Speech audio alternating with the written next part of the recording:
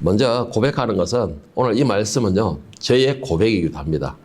제 간증이기도 하고 그런 말씀을 내용인데 정말 이걸 나의 간증으로만 두기에는 조금 아까워가지고 오늘 말씀을 나누면서 각자를 적용을 시켰으면 하는 그런 마음이. 이 간증이라고 하지만은 이 하나님께서 나에게 주셨던 그 메시지죠. 그 메시지를 담은 내용인 것입니다, 이게. 제가 이 주보에, 우리 교회 주보에 보면은 쉬어갑시다라는 대목이 있습니다.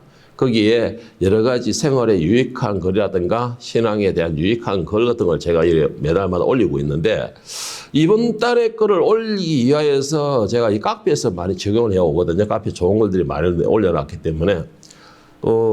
근처에 이제 최근의 글이 아니고, 오랜만에 이제 초창기 때를 한번 보자 싶어서 제가 이 초창기 때, 우리 카페 초창기 때 글을 내가 한번 점검을 했었습니다.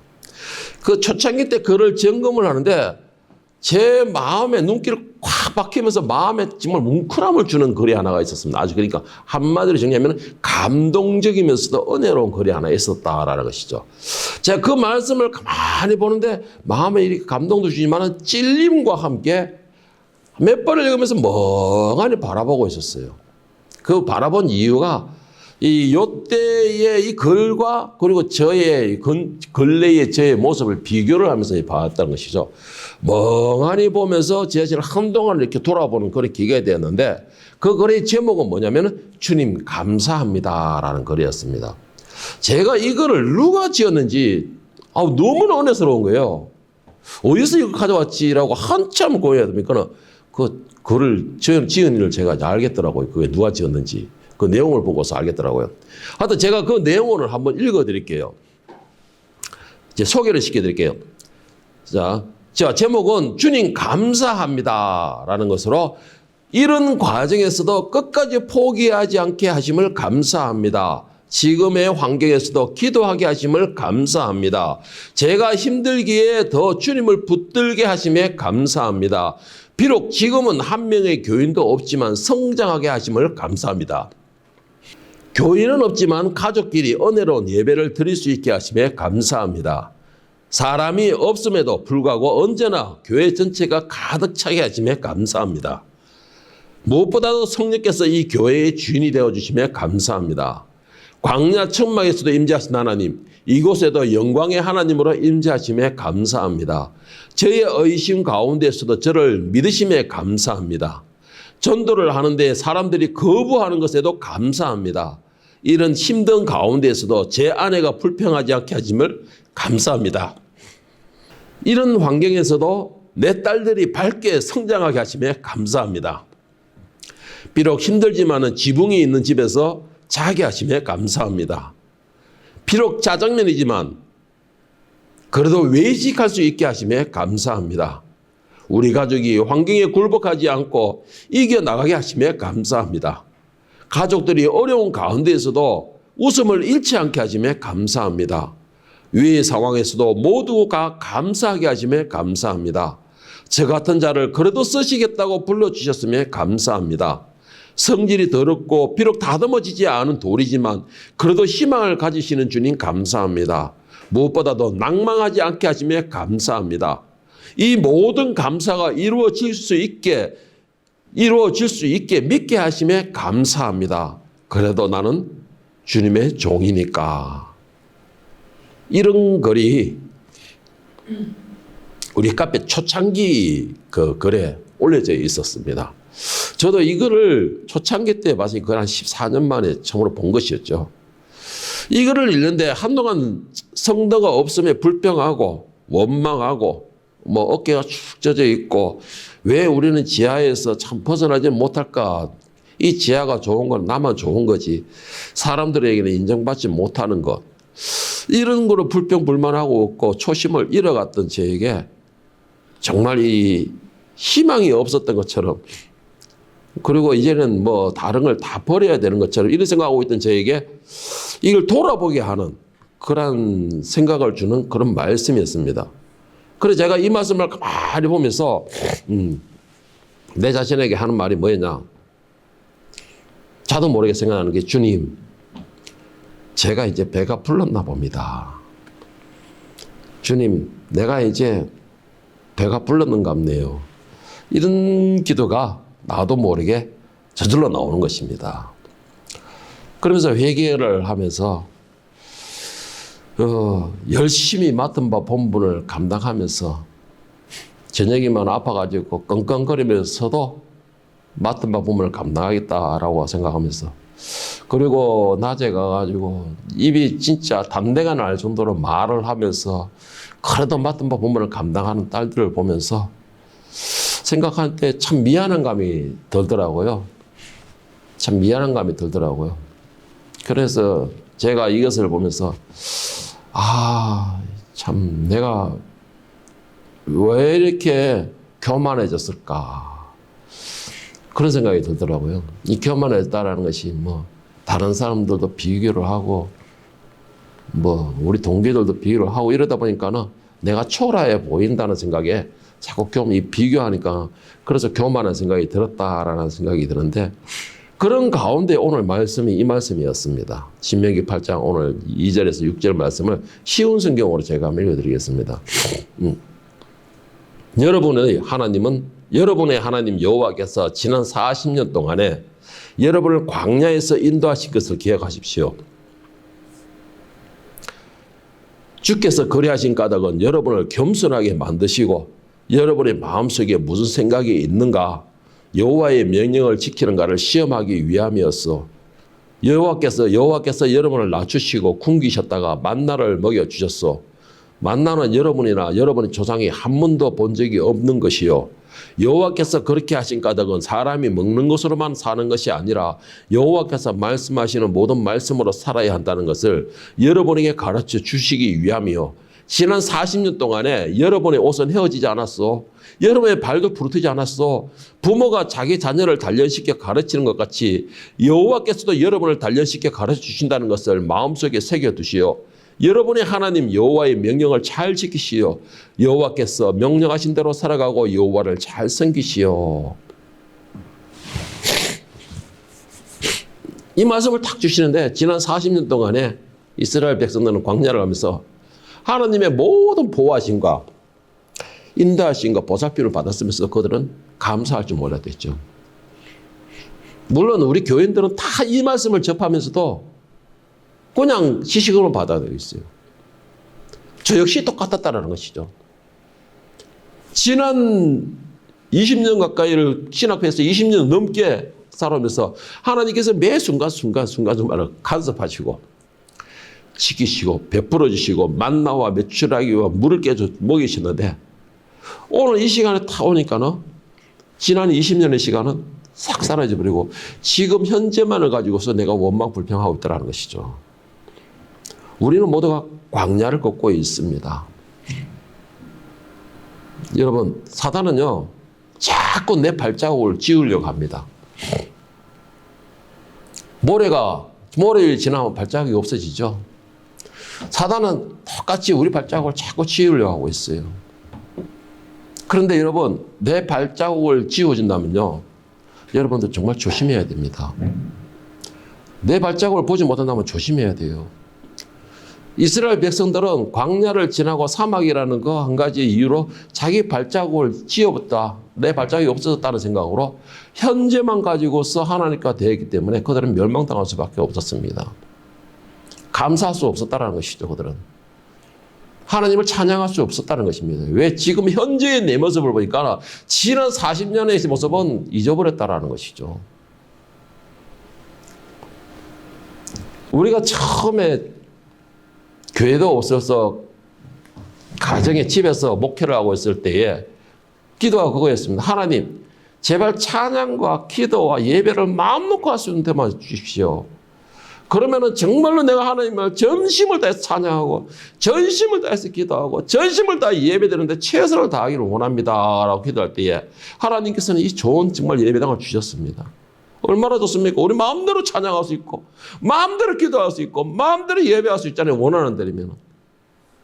그래서 하나님이 주셨는데, 그런데 이제 와서 보니까는 제가 지난주에 한번 간증한 것처럼 교회는 왜 없습니까? 내가 사명자가 아닙니까? 하나님 부르신 게 아닙니까?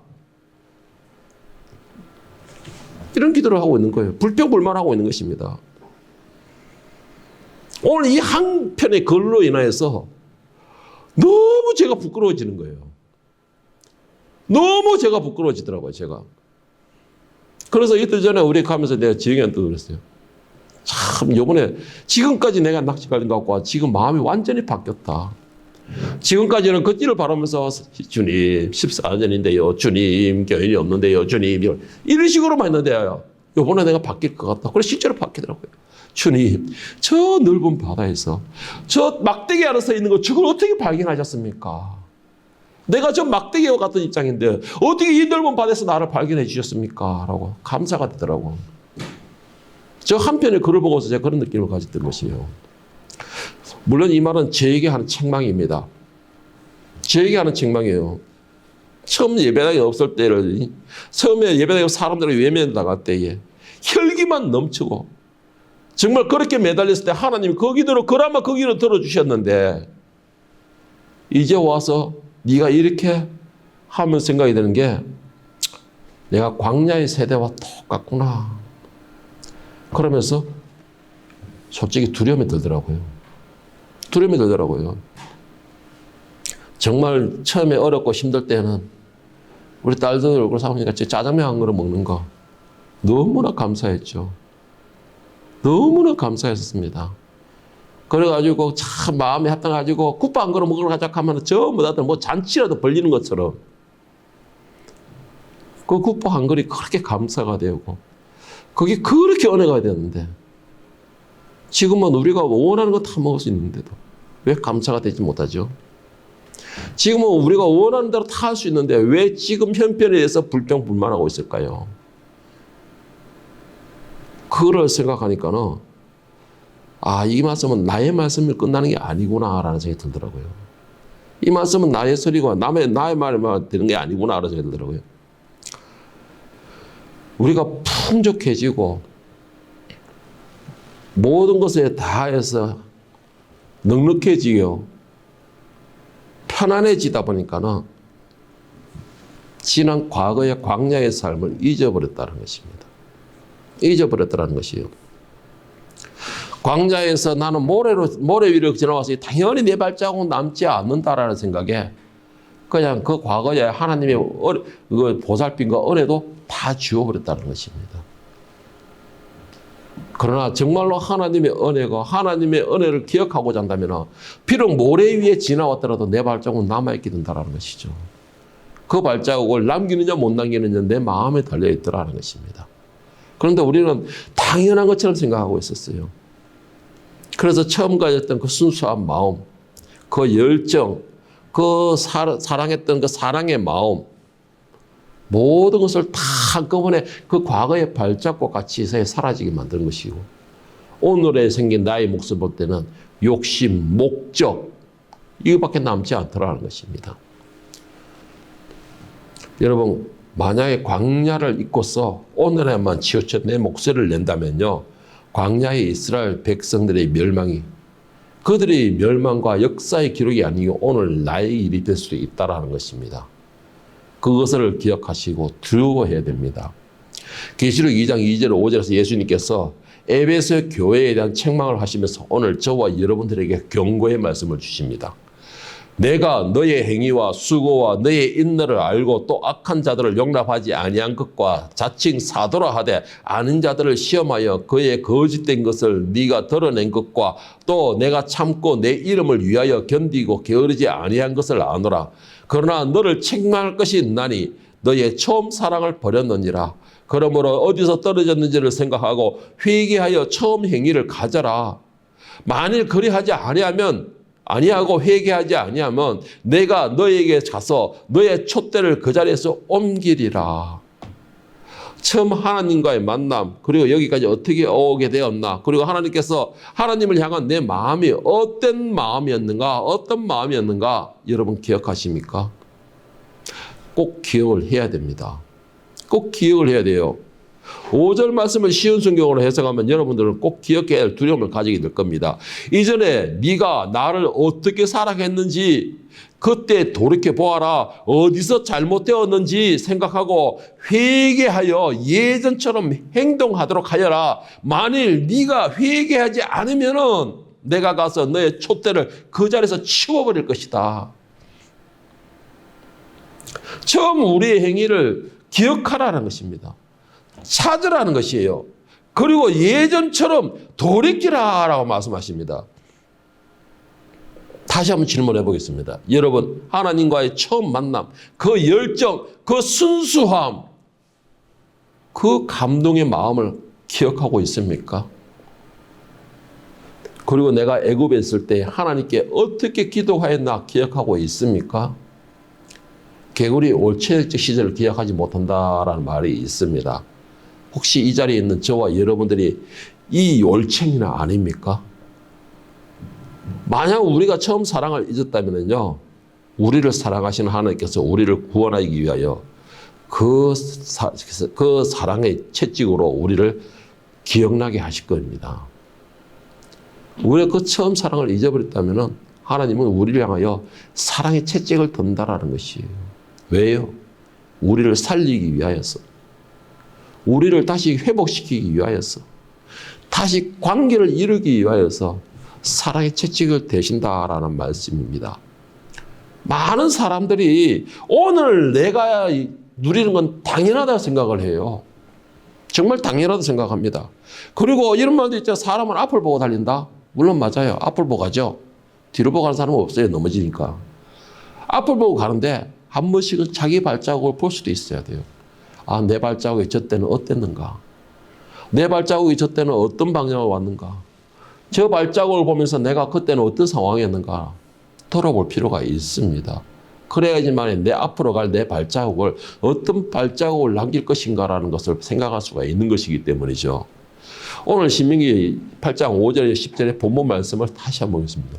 너는 사람이 그 아들을 징계함 같이 너의 하나님 여호와께서 너를 징계하시는 줄을 마음에 생각하고 너의 하나님 여호와의 명령을 지켜 그의 길을 따라가며 그를 경외할지라. 내 하나님 여호와께서 너를 아름다운 땅에 이르게 하시나니 그것은 골짜기든지 산지든지 시내와 분청과 샘이 흐르고 밀과 보리의 소산지요 포도와 무화과와 석류와 감람나무와 꿀의 소산지라. 네가 먹을 것에 모자람이 없고 너에게 부족함이 없는 땅이라며 그 땅에 돌을 드는 철이요 산에는 동을 캘 것이라. 네가 먹어서 배부르고 너희 하나님 여호와께서 옥토를 너에게 주심으로 말미암아 그를 찬송하리라.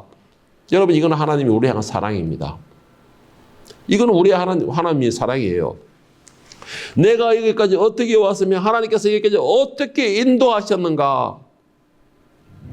그리고 하나님께서는 우리를 여기까지 인도하시는 것에 대해서 어떻게 우리와 함께 하셨는가? 이것을 말씀하고 계십니다. 그리고 또 한 가지, 지금 비록 내가 광야에 있다 할지라도, 비록 지금 현재 내가 어려움과 곤란의 환경이 있다 할지라도 하나님이 인도하시는 길에는 뭐가 있냐 하면 바로 우리에게는 아름다운 땅이 있고, 그리고 또한 밀과 보리와 소산지고 포도와 무화과와 석류와 감람나무 꿀의 소산지요 내가 먹을 것에 모자람이 없는 아무 부족함이 없는 땅이며 산에는 동과 철을 캘 것이고, 그리고 또 한 가지 뭐라 했습니까? 가장 중요한 거, 물이 풍족하고 그 안에는 분토가 터진다라고 했습니다. 이 말이 무슨 말이냐? 지하수가 터진다라는 것이, 온천이 터진다라는 것입니다. 분천이 터진다라는 것은 정말 땅으로서는 가장 완벽한 땅이죠. 우리가 살기에는 가장 풍족한 땅입니다. 하나님은 그쪽으로 인도하고 계시는 것이에요. 그런데 우리는 오늘 현실을 가지고 늘 그냥 못마땅해하고 부족해하고 있는 것이죠. 불평이 나오고 있는 것입니다. 여러분, 우리가 꼭 기억해야 될 게 하나 있습니다.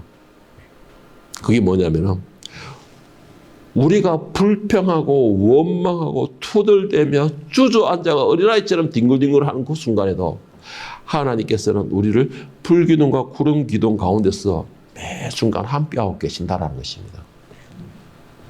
과거에 광야에 있을 때만 우리와 함께 하신 것이 아니고 지금 이 자리에서 불평과 원망을 서로는 이 순간에도 하나님은 불과 구름으로 함께하고 계신다는 것이에요. 우리가 하나님을 찾지 못하는 것이고 우리가 하나님을 보지 못하는 것이고 우리가 하나님의 음성의 귀를 막고 있을 뿐이지 하나님은 잠시도 우리를 떠난 적이 없다는 것입니다. 그렇다면 내가 울고 불고 성도가 있어요 없어요 왜 이래요 왜 저래요 내가 말하기도 전에 하나님이 이미 아신다는 것이에요. 알고 계신다는 것입니다. 내가 지금 환경에서 너무나 힘들어가 어려워가지고 잘 때 끙끙끙끙 앓고 있고 내가 지금 너무나 힘들어가지고 일이 산더미처럼 쌓여가지고 2시, 3시까지 온 가족들을 도우시기 일을 하고 있다는 그 순간에도 하나님 어디 계십니까? 왜 이번에 이렇게 힘들게 하십니까? 라는 그 순간에도 하나님은 우리와 함께 계셨다는 것입니다. 보고 계셨다는 것이에요. 나의 지금 상황을 누구보다도 자세하게 마음먹고 보고 계셨다는 것입니다. 그런데 왜요 하나님? 왜 나에게 이런 일을 겪게 하십니까? 라고 말할 때에 너는 사람이 그 아들을 징계한 같이 너희 하나님 여호와께서 너를 징계하시는 줄 마음 생각하라. 너희 하나님 여호와를 명령을 지켜 그의 길을 따라가며 그를 경외하게 하려 함이라. 우리를 낮추어서 겸손하게 하기 위해서 더 큰 것을 가지고서 누릴 수 있는 자격을 갖추게 하기 위해서 어떤 것이에요? 부족함이 없는 땅. 정말 에덴 동산과 같은 그런 땅.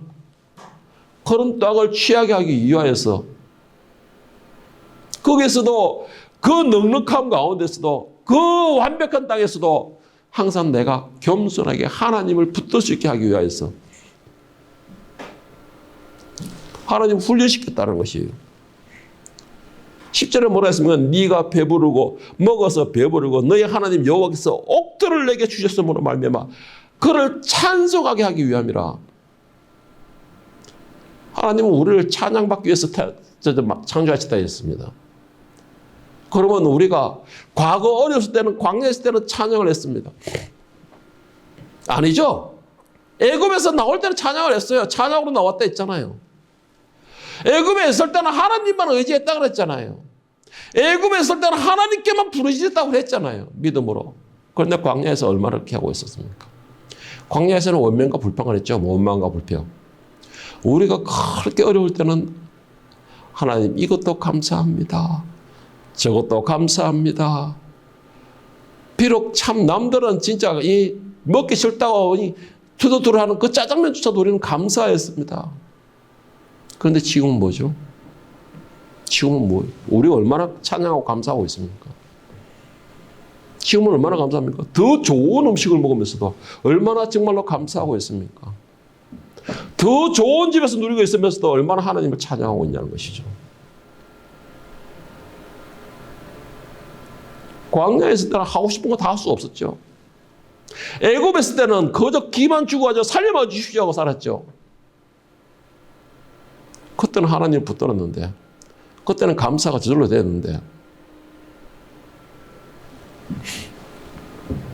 우리가 작은 불평으로 또 작은 대적으로 그리고 조금 헤쳐나가야 할 일이 좀 많다는 것으로 내 앞에 있는 작은 돌멩이가 내 발을 아프게 한다는 소리로 불평과 원망의 소리를 내는 그 순간에도 하나님은 내 손을 잡고 계셨다는 것입니다. 내 손을 잡고 계셨다는 것이에요. 더 중요한 거, 그 불평과 원망의 소리를 내는 가운데서도 하나님은 우리를 손을 잡고 가나안 땅으로 이끌고 계셨다는 것이에요. 그 아름다운 그 낙원으로 이끌고 계셨다는 것입니다. 왜요? 하나님이 우리의 언약을 지키기 위해서라는 것입니다. 내가 너를 지명하여 불렀고 너는 내 것이라. 그리고 내가 그 아름다운 소사를 너에게 주리라. 그 언약을 하나님 지키기 위하여서 내가 그렇게 불평, 원망, 눈물을 흘릴 때도 하나님 내 손을 붙들고서 가나안 땅으로 이끌고 계셨다는 것입니다. 그 순간에도 우리를 보호하고 계셨다는 것이에요. 우리는 그 하나님의 은혜에 얼마나 감사했습니까? 우리가 걸어가다 보면 때로는 광야에 아슬아슬한 순간도 있습니다. 광야가 왜 아슬하지 않겠습니까? 아무것도 없고 모래밖에 없고 인과 독충밖에 없고 그 뜨거운 태양과 뜨거운 추운 살을 에이는 바람밖에 없는데 왜 아슬하지 않겠어요? 그런데 중요한 거는 우리가 그렇게 위험에 처했을 때, 위에 어려웠을 때는 하나님께 부르짖을 때 하나님은 응답해 주셨잖아요. 우리가 그렇게 힘들고 난감해가지고 부딪혀가지고 어떻게 할지를 모를 때 하나님 제발 도와주세요라는 그 한마디에도 하나님 응답해 주셨잖아요. 그래서 우리가 여기까지 왔었잖아요. 왔잖아요. 왜 우리는 그 하나님을 잊어버렸을까요? 우리가 생각할 때는 하나님 나를 버리고 가셨는갑다라는 생각, 그 순간에도 하나님은 구름으로 불로 함께하고 계셨어요. 내가 보지 못했던 뿐이에요. 지금은 우리 눈이 가려진 것이에요. 지금은 우리 눈이 가려진 겁니다. 뭘로 가려졌습니까? 아름다움으로 가려져 버렸죠. 화려함으로 가려져 버렸죠. 풍족함으로 닫혀버린 것입니다. 지금 우리 상황이 그래도 된 거예요. 그런데 여러분 꼭 기억해야 될 거, 우리가 가려지고 닫혀지고 막혀져 있는 이 순간에도 하나님은 나와 함께 계신다는 것이에요. 이 순간에도 하나님은 내 손을 놓지 않고 계신다는 것입니다. 그리고 나를 하나님은 언약의 땅에 가나안 땅으로 이끌고 계시는 것이에요. 여러분 눈을 떼야 됩니다. 제발 귀가 열려야 돼요. 내 발자국을 보세요. 지나온 발자국 혹시나 비틀비틀한 칼집자 발자국은 아닙니까? 아니면은 정말 바로 걷고 정도의 발자국을 남기고 있습니까? 혹시 주저앉아가 발자국이 끊어지지는 않았습니까? 내 발자국을 잘 보세요. 그 발자국에는 항상 나는 내 혼자 걷는 것처럼 보였고 나는 내 혼자서 어렵게 두들겨 왔지만 그 발자국에는요, 뒤로 돌아보면 그 발자국은 항상 두 개의 발자국이 남아있다는 것입니다. 항상 두 개의 발자국이 남아있다는 것이에요. 왜요? 예수님께서 내 손을 잡고 끌고 계시기 때문에. 그래서 내가 여기까지 올 수 있었던 거기 때문에. 여러분 여기까지 온 게 정말 나 혼자 잘나서 온 것이라고 착각하지 마십시오. 그러면 과거의 발자국은 하나밖에 없습니다. 그 발자국도 곧 모래로 인해서 사라진다는 것이죠. 전도서 12장 1절 2절에 보면은 전도자의 말씀입니다. 현대식으로 보면은 너는 아직 젊을 때에 곧 고난의 날이 오기 전에 아무 낙이 없다고 말할 때가 되기 전에 너의 창조자를 기억하라. 네가 너무 늙어 해와 달과 별이 보이지 않고 슬픔이 떠날 날이 없을 때에 그를 기억하려고 하면 늦을 것이다. 여러분 내일이라는 시간이 있다고 어떻게 장담합니까? 내일부터 회복하지. 내일부터 회개하지. 내일부터 준비하지. 내일이라는 시간이 있다고 어떻게 여러분 보장하죠? 만약에 그 순간에 주님이 이 땅에 오신다면 여러분은 준비된 기름이 되어 있습니까? 만약에 여러분이 내일부터 하겠다고 하는데 만약에 오늘 주님이 오신다면 여러분들 어떻게 맞이하시겠습니까? 오늘 내가 어렵고 힘들고 피곤합니까? 광야에서는 더 힘들었습니다. 오늘 내가 지치고 내가 너무나 힘들어서 포기하고 싶습니까? 애굽에서는 죽을 지경이었습니다. 진짜 죽지 못해 사는 시대가 바로 애굽의 시기였죠. 그런데 지금은 여러분들이 하나님으로 있는 말씀으로 인하여 하나님의 능력으로 인하여 하나님의 사랑으로 인하여서 그래도 평안한 땅을 얻었잖아요. 정착하고 있잖아요. 내가 원하는 걸 할 수가 있잖아요. 하나님의 은혜로 풍족함을 누리고 있잖아요. 하나님의 은혜로 더 이상 먹을 것으로 고민하지 아니하고 하나님의 은혜로 더 이상 내가 내일 어디서 살까를 고민하지 않잖아요.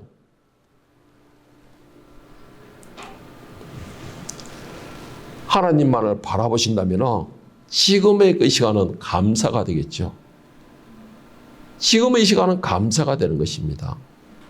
만들어지는 기관과 단련되는 기관은 다른 것입니다. 만들어지는 기관은 몹시 고통에 따라가죠. 다듬어내고 깎아내야 되기 때문에. 단련의 기간은 뭡니까? 훈련하는 기간이잖아요. 여러분, 이제는 하나님께서 은혜를 베푸셔가지고 가나안 땅에 들어와서 대적도 없고 내 땅을 소유하며 마음 내고 누리고 내가 원하는 것을 소유하고 내가 먹고 싶은 것을 먹고 내가 원하는 집을 짓고 살게 된 지금은 내가 가진 것을 얼마나 감사하고 그것을 주신 하나님께 얼마나 찬양하고 영광을 올리고 있습니까? 전에 내가 무엇을 못할 때는 왜 안 됩니까? 이것도 못합니까? 이것도 안 됩니까? 나는 열심히 달려왔는데 불평불만하다가 지금은 내가 원하는 대로 할 수 있고 세워지니까는 무엇을 얼마나 하나님께 찬양하고 감사하고 있냐는 것입니다. 나중에 때가 되면은 오늘 전도사가 말할 때 뭐 했습니까? 내가 하고 싶어도 젊은 날에 해라 하고 싶은 거. 고난의 날이 다가오기 전에 낙이 없다고 말할 때에 되기 전에 너희 창조자를 기억하라. 이거는 내일이 되고 내일이 되고 내일이 되고 내일이 되고 내 마음이 굳어진다는 것입니다. 내 마음이 굳어진다는 것이에요. 이제는 늙어가지고 그 마음의 희망과 소망이 없어진다 할 때는요. 그때는 하나님을 찾고자 해도 찾을 마음이 안 생기게 되는 겁니다. 감사하고 싶어도 내가 그동안에 살고 고생만 생각하게 되면 감사가 안 되는 것이죠. 찬양하고 싶어도 찬양의 목소리가 되지 않기 때문에 이제는 찬양도 못하게 된다는 것이에요. 언제? 내일로 미룰 때에 그 마음이 굳어지는 겁니다. 여러분, 하나님의 말씀도요, 지금 익히고 지금 받아들이고 지금 새겨야 돼요. 내 생활에 적용해야 되는 것이에요. 내일부터 하지. 오늘은 내 마음대로. 그것이 굳어지면은 하나님 말씀은 더 이상 내 마음에 새겨지지 않는 돌이 되어버립니다. 그때는 때가 늦다라는 것입니다. 그때는 때가 늦다라는 것이에요. 내가 너무 늙어서 마음이 딱딱해져서 굳어져서 눈물도 마르고 아무런 감정도 아무런 감사도 되지 않게 된다면 그때는 정말로 입으로만 하게 되는 신앙고백밖에 되지 않습니다.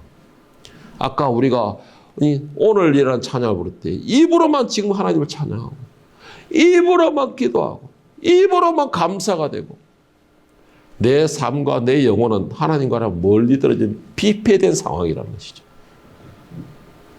이런 날이 되게 되면 결국은 하나님께서도 더 이상 힘들어 하시는 것이죠.